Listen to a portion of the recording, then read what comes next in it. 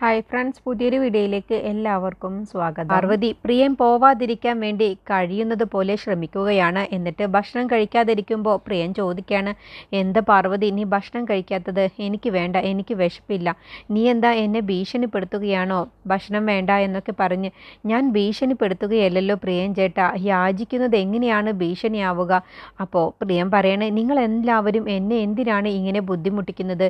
ഞാനൊരു ജോലിക്ക് വേണ്ടിയല്ലേ പോകുന്നത്, അല്ലാതെ കൊലപാതകം ചെയ്യാനല്ലല്ലോ. പിന്നെ എന്താ നിങ്ങൾ ആരും എന്നെ മനസ്സിലാക്കാത്തത്? ഞാൻ പണം സമ്പാദിച്ച് എൻ്റെ വീട്ടിലുള്ളവരെ സംരക്ഷിക്കാനല്ലേ നോക്കുന്നത്. അതിനെന്തിനാണ് നിങ്ങൾ എല്ലാവരും എന്നോട് ഇങ്ങനെയൊക്കെ പെരുമാറുന്നത്? അത് കേട്ടപ്പോൾ പാർവതി പറയണേ, പ്രിയൻ ചേട്ടൻ എന്നോട് വെറുതെ എൻ്റെ മുഖത്ത് നോക്കി കള്ളം പറയണ്ട. ഞാൻ പ്രിയൻ ചേട്ടനെ തന്നെയല്ലേ എപ്പോഴും കണ്ടോണ്ട് ഇരിക്കുന്നത്. അതുകൊണ്ട് എൻ്റെ മുഖത്ത് നോക്കി ഇങ്ങനെ പ്രിയൻ ചേട്ടൻ കള്ളം പറയരുത്. പ്രിയൻ ചേട്ടൻ്റെ മുഖത്ത് നല്ല സങ്കടമുണ്ട്, എനിക്കറിയാം. മറ്റുള്ളവരെ പോലെ എന്നെ പ്രിയൻ ചേട്ടൻ കാണരുത്. ഞാൻ പ്രിയൻ ചേട്ടനെ ദിനവും കാണുന്നതല്ലേ. അപ്പോൾ എന്നോട് ഇങ്ങനെ കള്ളം പറയരുത്. പ്രിയൻ ചേട്ടന് എന്തോ നഷ്ടപ്പെടുത്തി, എന്തോ പറയാൻ പറ്റാത്ത കാര്യം ഒളിപ്പിച്ച് വെച്ച് മറച്ചുകൊണ്ടാണ് പ്രിയൻ ചേട്ടൻ ഇവിടെ നിന്നും പോകുന്നത്. അതെനിക്ക് മനസ്സിലാകുന്നുണ്ട്. പക്ഷെ അതെന്താണെന്നുള്ളത് പ്രിയൻ ചേട്ടൻ ഒന്ന് പറഞ്ഞൂടെ? ആർക്ക് വേണ്ടിയാണ് പ്രിയൻ ചേട്ടൻ ഇവിടെ നിന്നും പോവാനുള്ള തീരുമാനമെടുത്തത്? എന്താണെങ്കിലും പ്രിയൻ ചേട്ടൻ ഒന്ന് പറഞ്ഞൂടെ? അപ്പോൾ പ്രിയൻ പറയണേ, ഞാൻ ആർക്ക് വേണ്ടിയുമല്ല ഇവിടെ നിന്നും പോകുന്നത്, എനിക്ക് വേണ്ടി തന്നെയാണ്. ഇനി പാർവതി കൂടുതൽ സംസാരിക്കാതെ ഉറങ്ങാൻ നോക്ക്. നാളെ രാവിലെ തന്നെ കൈലാഷ് സാറ് പാർവതിയെ വിളിക്കാൻ വേണ്ടി വരും. എന്നിട്ട് പാർവതി കൈലാഷ് സാറിനോടൊപ്പം പോവാൻ നോക്ക്, നീ പെട്ടെന്ന് ഉറങ്ങാൻ നോക്ക് എന്ന് പറഞ്ഞ് പ്രിയൻ കൂടുതൽ സംസാരിക്കാതെ പാർവതിക്ക് മുഖം കൊടുക്കാതെ പെട്ടെന്ന് സംസാരത്തിൽ നിന്നും ഒഴിഞ്ഞു മാറുന്നത് കാണുമ്പോൾ പാർവതി പറയണം, കുറച്ച് ഗൗരവത്തോടു കൂടി പറയാണ്, അങ്ങനെയാണെങ്കിൽ എൻ്റെ ഗന്ധർവനെ തിരിച്ചു തന്നേക്ക്. അത് കേട്ടപ്പോൾ പ്രിയൻ തന്നെ അങ്ങ് ഞെട്ടിപ്പോവാണ്. പാർവതി പെട്ടെന്ന് ദേഷ്യത്തോടു കൂടി എൻ്റെ ഗന്ധർവനെ തിരിച്ചു തന്നിട്ട് പൊയ്ക്കോ എന്ന് പറഞ്ഞത് കേട്ടപ്പോൾ, എന്താ നീ പറഞ്ഞത്? അല്ല, ഞാൻ പ്രിയൻ ചേട്ടനോട് യാചിച്ചു കൊണ്ട് പറഞ്ഞതല്ലേ ഇവിടെ നിന്നും പോവരുത് എന്ന്. പക്ഷേ പ്രിയൻ ചേട്ടൻ അതിൽ നിന്നും, ആ വാശിയിൽ നിന്നും പിന്മാറുന്നില്ലല്ലോ. അപ്പൊ പിന്നെ ഞാൻ ഗന്ധർവനെ കുറിച്ചുള്ള എല്ലാ കാര്യങ്ങളും പ്രിയൻ ചേട്ടൻ്റെ കയ്യിലല്ലേ തന്നിട്ടുള്ളത്, അതെനിക്ക് തിരിച്ചു തന്നേക്കും. നിങ്ങളില്ലാത്ത ഈ വീട്ടിൽ എന്തിനാണ് എൻ്റെ ഗന്ധർവനെ കുറിച്ചുള്ള കാര്യങ്ങളൊക്കെ നിങ്ങൾ ഇവിടെ സൂക്ഷിച്ചു വെക്കേണ്ടതില്ലല്ലോ. അതെനിക്ക് തന്നേക്ക്, അത് ഞാൻ കൊണ്ടുപോയിക്കോളാം. പാറു, നീ എന്താ ഈ പറയുന്നത്? നിനക്കിപ്പോൾ എന്തിനാണ് അതിൻ്റെ കുറിച്ചുള്ള കാര്യങ്ങളൊക്കെ? അതെന്തിന് ഞാനിപ്പോൾ പ്രിയൻ ചേട്ടനോട് പറയണം? നിങ്ങൾ എന്നോട് സത്യം പറയുന്നില്ലല്ലോ. അപ്പൊ പിന്നെ ഞാൻ എൻ്റെ മനസ്സിൽ തീരുമാനിച്ച കാര്യം നിങ്ങളോട് പറയേണ്ടതില്ലല്ലോ. പാറു, ഞാൻ പറയുന്നതൊന്ന് നീ കേൾക്ക്. ഗന്ധർവന്റെ പേരിൽ ഒരുപാട് പ്രശ്നങ്ങൾ ഉണ്ടായതാണ്. ഇനിയും അത് കൊണ്ടുപോയി വീണ്ടും എന്തിനാണ് ഒരു പ്രശ്നം ഉണ്ടാക്കി വെക്കുന്നത്? അപ്പോൾ പാർവതി പറയണേ, പ്രിയൻ ചേട്ടൻ അതിനെക്കുറിച്ചൊന്നും ഓർക്കേണ്ട. പ്രിയൻ ചേട്ടൻ ഞങ്ങളെക്കുറിച്ച് ആരെക്കുറിച്ചും പ്രിയൻ ചേട്ടൻ ചിന്തിക്കേണ്ടതില്ല. പോവുകയാണെന്നുള്ള തീരുമാനത്തിൽ ഉറച്ചു നിൽക്കുകയല്ലേ പ്രിയൻ ചേട്ടൻ. പിന്നെ എന്തിനാണ് ഇതിനെക്കുറിച്ചൊക്കെ ചോദിക്കാൻ നിൽക്കുന്നത്? പ്രിയൻ ചേട്ടൻ ഗന്ധർവനെ കുറിച്ച് ഞാൻ തന്നിട്ടുള്ള എല്ലാ കാര്യങ്ങളും എനിക്ക് തിരിച്ചു തന്നേക്കും.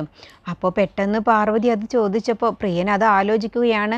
ആ മാലയിൽ ഞാൻ എൻ്റെ ഫോട്ടോയുള്ള ആ ലോക്കറ്റ് ഞാൻ പതിപ്പിച്ചത്, അത് ഇപ്പോൾ എടുത്തു കൊടുത്താൽ അത് പാർവതി കാണും. അപ്പോൾ പിന്നെ ഞാനാണ് ഗന്ധർവൻ എന്നുള്ളത് പാർവ അറിയും. അതുകൊണ്ട് അത് മാറ്റിയ ശേഷം മാത്രമാണ് തിരിച്ചു കൊടുക്കാൻ പറ്റൂ. അതിനിപ്പോൾ തൽക്കാലം പാർവതിയോട് എന്തെങ്കിലും ഒരു കള്ളം പറയാമെന്ന് ചിന്തിച്ചുകൊണ്ട് അത് പിന്നെ ഞാനിപ്പോൾ ഇവിടെ എടുത്തു വെച്ചിട്ടില്ല. അമ്മ കാണുമെന്ന് കരുതിയിട്ട് ഞാൻ അമ്മ കാണാത്ത ഒരു സ്ഥലത്താണ് എടുത്തു വെച്ചിട്ടുള്ളത്. നാളെ രാവിലെ പോകുന്നതിൻ്റെ മുന്നേ ഞാൻ നിനക്ക് എടുത്തു തന്നോളാം. നീ ഇപ്പോൾ പാറു ഭക്ഷണം കഴിച്ച് ഉറങ്ങാൻ നോക്ക്. അപ്പോൾ പാറു ദേഷ്യത്തിൽ പറയണേ, എനിക്കൊന്നും വേണ്ട ഭക്ഷണം എന്ന് പറഞ്ഞുകൊണ്ട് കിടക്കുകയാണ് കേട്ടോ. എന്നിട്ട് ഓരോന്ന് പെറുപെറുക്കുകയാണ്. എത്ര പറഞ്ഞാലും മനസ്സിലാവില്ല, പോവരുത് എന്ന് യാചിച്ചു പറഞ്ഞാലും ചിലരുടെ മനസ്സൊന്നും മാറില്ല, കല്ല് പോലെയുള്ള മനസ്സല്ലേ എന്നൊക്കെ പറഞ്ഞിട്ടാണ് കേട്ടോ കിടക്കുന്നത്. അപ്പോൾ പ്രിയൻ പാർവതി ഉറങ്ങി എന്ന് കാണുന്ന സമയത്ത് പ്രിയൻ ആ അലമാറയിൽ നിന്നും ഗന്ധർവനെ കുറിച്ചുള്ള എല്ലാ കാര്യങ്ങളും എടുക്കുകയാണ്. എന്നിട്ട് അതിൽ നിന്നും ആ മാല എടുക്കുകയാണ്. എന്നിട്ട് ആ മാലയിൽ നിന്നും പ്രിയനെ ചേർത്ത് വെച്ച് ആ ഫോട്ടോ ഭാഗം അങ്ങ് എടുത്ത് മാറ്റുകയാണ് കേട്ടോ. എന്നിട്ട് പാർവതിയെക്കുറിച്ച് ഓർത്ത് പ്രിയൻ പൊട്ടിക്കരയുകയാണ്. എന്നിട്ട് പ്രിയൻ സ്വയം പറയുകയാണ്, പാറു ഞാൻ പോവുകയാണ്.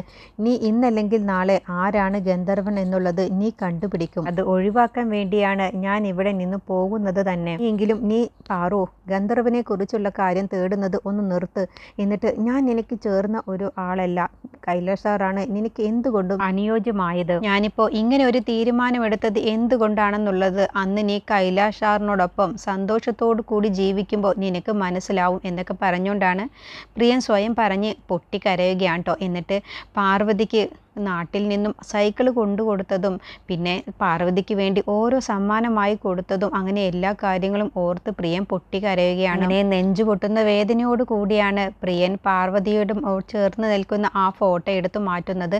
എന്നിട്ട് അത് അലമാറയിലെ ഒരു കാണാത്ത ഭാഗത്ത് വെക്കുകയാണ് കേട്ടോ. എന്നിട്ട് ഗന്ധർവൻ തന്നിട്ടുള്ള എല്ലാ സാധനവും കൂടി ഒരു ബാഗിലാക്കിയ ശേഷം പാർവതിക്ക് ഇത് നാളെ കൊടുക്കാം എന്നുള്ള ചിന്തയോട് കൂടി അതെല്ലാം മാറ്റി വെക്കുകയാണ്. പിറ്റേ ദിവസം രാവിലെ പാർവതി എല്ലാ ഡ്രസ്സുകളും ബാഗിലാക്കി വെക്കുകയാണ്. അപ്പോൾ പ്രിയൻ വന്ന് ചോദിക്കുകയാണ്, പാർവതി എല്ലാം കഴിഞ്ഞില്ലേ, എന്നാൽ നമുക്ക് ഇറങ്ങിയാലോ എന്ന് ചോദിക്കുമ്പോൾ വിഷമത്തോട് കൂടിയിട്ട് പാർവതി പറയാണ്, പ്രിയൻ ചേട്ടാ, ഞാൻ ഈ വീട്ടിൽ നിന്നും ഇന്ന് ഇറങ്ങിക്കഴിഞ്ഞാൽ പിന്നെ ഞാനും പ്രിയൻ ചേട്ടനും ഈ വീട്ടിലുള്ളവരും തമ്മിൽ ഒരു ബന്ധവും ഉണ്ടാവില്ലല്ലോ. നമ്മൾ ഇത്രയും ദിവസം അടുപ്പത്തോടു കൂടി സംസാരിച്ചതും കളിച്ചതും ചിരിച്ചതും വഴക്കിട്ടതും അങ്ങനെ എല്ലാ കാര്യങ്ങളും ഇതോടുകൂടി അവസാനിക്കുകയല്ലേ പ്രിയൻ ചേട്ടാ. 3 മാസങ്ങൾക്ക് മുന്നേ കണ്ട പ്രിയൻ ചേട്ടനെയല്ല ഇപ്പോൾ കാണുന്നത്. ഇനി 3 വർഷം കഴിഞ്ഞ് പ്രിയൻ ചേട്ടൻ ഇവിടേക്ക് വരുമ്പോൾ കാണാൻ കഴിയുമോ എന്ന് പോലും അറിയില്ല. അങ്ങനെ പാർവതി ഓരോന്ന് പറഞ്ഞും പ്രിയൻ്റെ മുന്നിൽ കരഞ്ഞുകൊണ്ടാണ് സംസാരിക്കുന്നത്. അങ്ങനെ പെട്ടെന്ന് പാർവതി പ്രിയൻ്റെ കൈ പിടിക്കുകയാണ്. എന്നിട്ട് പറയണേ, പ്രിയൻ ചേട്ടാ, പ്രിയൻ ചേട്ടൻ എന്നെ വിട്ടു പോവരുത് എന്ന് കരഞ്ഞുകൊണ്ട് പറഞ്ഞത് കേട്ടപ്പോൾ പ്രിയൻ അത് വല്ലാത്ത സങ്കടമാവാണ്. പാർവതിയുടെ കരഞ്ഞുകൊണ്ടുള്ള സംസാരം, പാർവതി സങ്കടത്തോടു കൂടി ഓരോന്ന് പറയുന്നത് കേട്ടപ്പോൾ പ്രിയന് വല്ലാത്ത വിഷമാവാണ്. അങ്ങനെ പ്രിയൻ പെട്ടെന്ന് തന്നെ പാർവതിയുടെ കൈ കൊണ്ട് പിടിച്ചുകൊണ്ട് തന്നെ കരഞ്ഞുകൊണ്ട് പറയണേ, ഇല്ല പാറു, ഞാൻ നിന്നെ വിട്ട് ഒരിക്കലും പോവില്ല. എനിക്ക് നിന്നെ വിട്ട് ഒരിക്കലും പോവാൻ കഴിയില്ല. ജീവിതകാലം മുഴുവനും ഞാൻ നിന്നോടൊപ്പം തന്നെ ഉണ്ടാവും. പാർവതി പൊട്ടിക്കരഞ്ഞുകൊണ്ട് പ്രിയൻ ചേട്ടാ എന്ന് പറഞ്ഞ് പ്രിയനെ അങ്ങ് കെട്ടിപ്പിടിക്കുകയാണ് കേട്ടോ. എന്നിട്ട് രണ്ടുപേരും കൂടി പൊട്ടിക്കരയുകയാണ്. അങ്ങനെ പെട്ടെന്നാണ് കതകിൽ ഒരാൾ മുട്ടുന്ന സൗണ്ട് കേൾക്കുന്നത്. അപ്പോൾ പെട്ടെന്ന് പ്രിയൻ അങ്ങ് ഞെട്ടിപ്പോവാണ്. അപ്പോൾ പ്രിയൻ പാർവതി ഇങ്ങനെയൊക്കെ പറയുന്നതും പൊട്ടിക്കരയുന്നതും പ്രിയൻ തിരിച്ചു മറുപടി പറയുന്നതും ഒക്കെ പ്രിയൻ പെട്ടെന്ന് സങ്കല്പിച്ചതാണ്. അങ്ങനെ പ്രിയൻ പെട്ടെന്ന് കതക് തുറന്നു നോക്കുമ്പോൾ അത് ദർശനയാണ്. അപ്പോൾ ദർശന പാർവതിയോട് ചോദിക്കുകയാണ്, പാറു, നീയും എന്നെ വിട്ടു പോവുകയാണോ? ഞാൻ ചെറിയ കുട്ടിയാകുമ്പോൾ എനിക്ക് എൻ്റെ അച്ഛനെ വളരെ ഇഷ്ടമായിരുന്നു. പക്ഷേ എൻ്റെ അച്ഛൻ ഞങ്ങളെ വിട്ടുപോയി. അച്ഛനെ എന്നേക്കുമായി ഈശ്വരൻ കൊണ്ടുപോയി. ഇപ്പോൾ ഞാൻ എൻ്റെ പ്രിയൻ ചേട്ടനെ ഒന്ന് സ്നേഹിച്ചു തുടങ്ങുകയായിരുന്നു. അപ്പോഴത്തേക്കും എൻ്റെ പ്രിയൻ ചേട്ടനും ഞങ്ങളെ തനിച്ചാക്കി ദൂരെ എവിടെയോ സ്ഥലത്തേക്ക് പോകുന്നു. അത് കഴിഞ്ഞ് പാറുവിനെ ഞാനൊന്ന് ഇഷ്ടപ്പെട്ടു വരികയായിരുന്നു. അപ്പോഴത്തേക്കും പാറുവും ഞങ്ങളെ വിട്ടു പോകുന്നു എന്നൊക്കെ ദർശന കരഞ്ഞുകൊണ്ട് പറയണം. മുതൽ ആരെയും നമ്മൾ മനസ്സറിഞ്ഞ് സ്നേഹിക്കരുത് എന്നാണ് എനിക്ക് തോന്നുന്നത്. ഇനിയിപ്പോൾ ഈ വീട്ടിൽ ഞാനും എൻ്റെ അമ്മയും തനിച്ചാണുള്ളത്. എനിക്കെന്തോ പേടിയാവുന്നു പാറു. അപ്പോൾ പാറു പറയണേ, ഇല്ല ദർശനെ, നീ കരയരുത്. നിൻ്റെ ഏട്ടൻ നിന്നെ വിശ്വസിച്ചുകൊണ്ടാണ് നിൻ്റെ അമ്മയെ നിന്നെ ഏൽപ്പിച്ചിട്ടാണ് ഇവിടെ നിന്ന് പോകുന്നത്. നീ ധൈര്യമായിട്ടിരിക്കുക, ഒരു കുഴപ്പവും വരില്ല. അവരുടെ രണ്ടുപേരുടെയും സങ്കടത്തോടു കൂടിയുള്ള ആ പറച്ചിലൊക്കെ കേൾക്കുമ്പോൾ പ്രിയനും നല്ല വിഷമാവുന്നുണ്ട്. അങ്ങനെ പ്രിയൻ, പാറു, എന്നാൽ നമുക്ക് ഇറങ്ങിയാലോ? അപ്പോൾ ദർശന പറയാണ്, അമ്മ ടെറസിൽ തുണി വിരിക്കുകയാണ്, ഈ ഗ്യാപ്പിൽ നിങ്ങൾ പൊയ്ക്കോളൂ എന്നും പറഞ്ഞ് ദർശന റൂമിൽ നിന്ന് പോവുകയാണ്. അപ്പോൾ പാറു പ്രിയനോട് ചോദിക്കുകയാണ്, അല്ല, ഗന്ധർവന് തന്നിട്ടുള്ള സാധനങ്ങളൊക്കെ ഞാൻ പ്രിയൻ ചേട്ടനെ ഏൽപ്പിച്ചത് അതെനിക്ക് വേണം. അപ്പോൾ പ്രിയൻ ചോദിക്കുകയാണ്, അത് വേണോ എന്ന് ചോദിക്കുമ്പോൾ വേണം പ്രിയൻ ചേട്ടാ. അപ്പോൾ പ്രിയൻ അത് എടുത്ത് കൊടുക്കുകയാണ്. അങ്ങനെ പ്രിയനോട് കരഞ്ഞുകൊണ്ട് പാറു ചോദിക്കുകയാണ്, പ്രിയൻ ചേട്ടാ, നമ്മൾ തമ്മിൽ വഴക്കിട്ടതും വരെ നമ്മൾ പെരുമാറിയതും അങ്ങനെ എല്ലാം തന്നെ എൻ്റെ മനസ്സിൽ ഇപ്പോഴും പതിഞ്ഞു കിടക്കുന്നു. അതങ്ങ് മറക്കാൻ കഴിയുന്നില്ല എന്നൊക്കെ പറയുമ്പോൾ പ്രിയൻ ഒന്നും മിണ്ടാതെ വിഷമത്തോടു കൂടി റൂമിൽ നിന്ന് അങ്ങ് ഇറങ്ങി പോവാട്ടോ. വാ പാറു എന്ന് പറഞ്ഞുകൊണ്ട് അങ്ങനെ പാറു ആ റൂമൊക്കെ മൊത്തത്തിൽ കരഞ്ഞുകൊണ്ട് നോക്കുകയാണ്.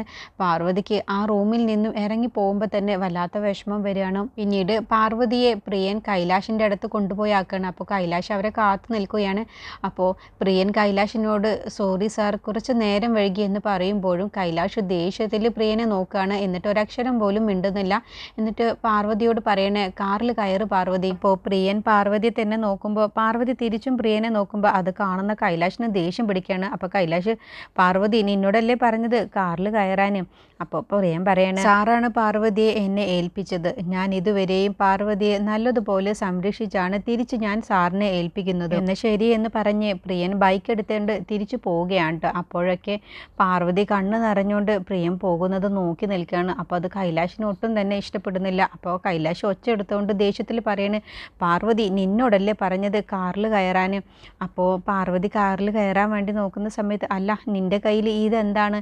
ഇത് ഗന്ധർവൻ തന്ന കുറച്ച് സാധനങ്ങളാണ്. അത് കേട്ടതോടുകൂടി ദേഷ്യം പിടിക്കുകയാണ് കൈലാഷിന്. എന്നിട്ട് പാർവതിയുടെ കയ്യിലുള്ള ആ ഒരു കവറിലെ സാധനങ്ങളെല്ലാം തന്നെ അങ്ങ് വലിച്ചെറിയുകയാണ്.